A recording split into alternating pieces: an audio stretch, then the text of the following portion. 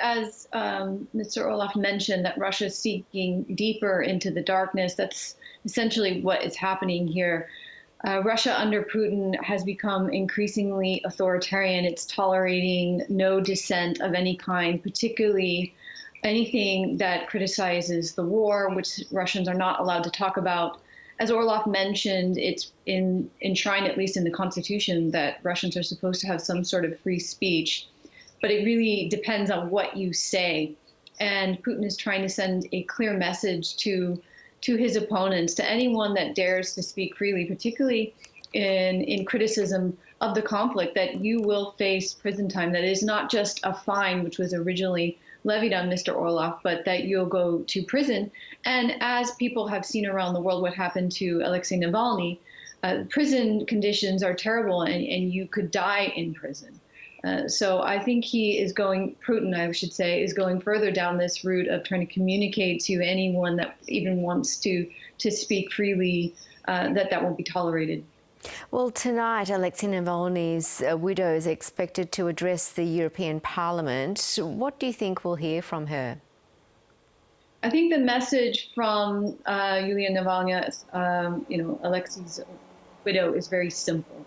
That Russia is a major threat to humanity, to democracy, to human rights, and that it must be stopped, and that there must be more international support for Ukraine in particular, and just stopping Russia's advance, that it won't be happy with just gaining some territory in Ukraine, that it's become a regime that is focused on undermining not only democracy in its own country, and it's become full-blown authoritarian, of course, but it's willing to take huge risks attacking those that are proponents of democracy outside of Russia's border, but also trying to undermine elections and democracy in other countries as well.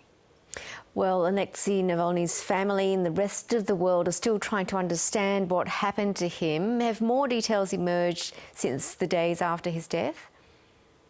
Not that many details have emerged. It's often very difficult to get details and information in authoritarian regimes, but there was some possibility of a prisoner swap that could have been in the works with several other U.S.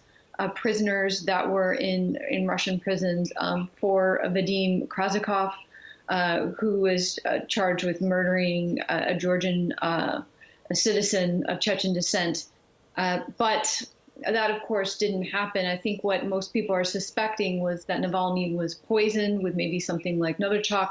This is what's happened in the past. This is the way that Russia has engaged with its enemies by using some kind of nerve agent or poison, which after time is not detectable.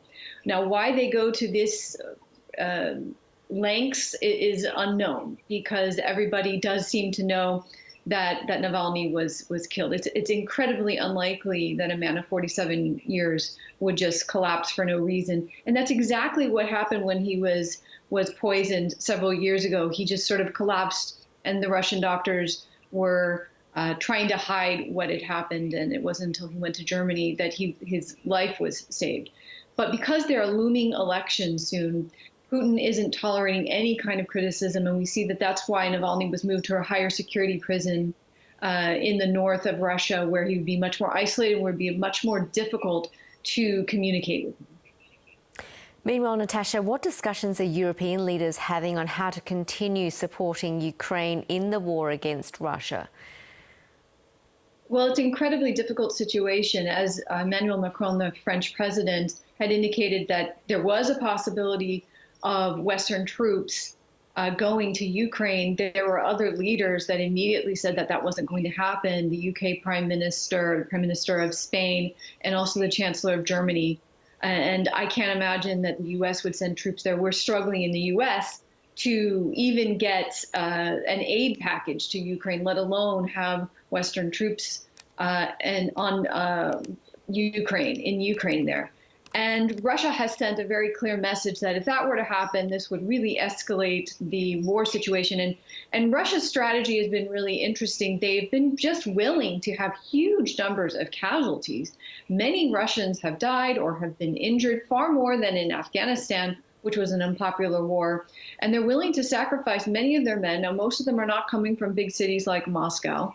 And that presents real problems for the Ukrainian side, which doesn't have as many men, of course, but also due to the fact that the Russians are willing to suspend as much money as it takes.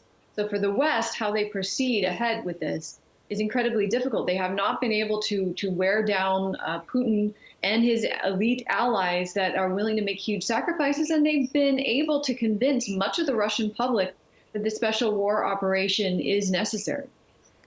Another development we've seen this week is Sweden joining NATO. It's been allowed. What will this mean for the new member, Sweden, and also for the NATO alliance?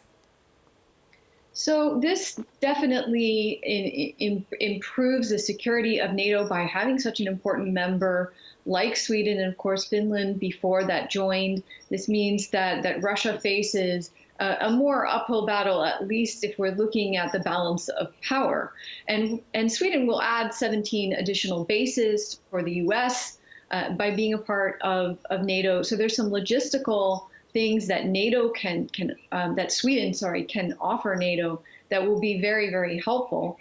Now for Sweden, this is a huge change for this country that has been used to being more of a neutral country, and now there's going to be more mandatory civic duty requirements. There could be some men or individuals that are recruited into the military, and then Sweden's going to have to increase their military spending, something that they haven't wanted to do. But the moment here with Russia encroaching in the region and posing a greater threat and becoming much more aggressive has meant that the Swedes were able to get this passed through their own parliament, their own system, and this will, of course, enhance NATO's strength. Natasha Lindstaedt, always great to have you on our program. Thanks so much. Thanks for having me.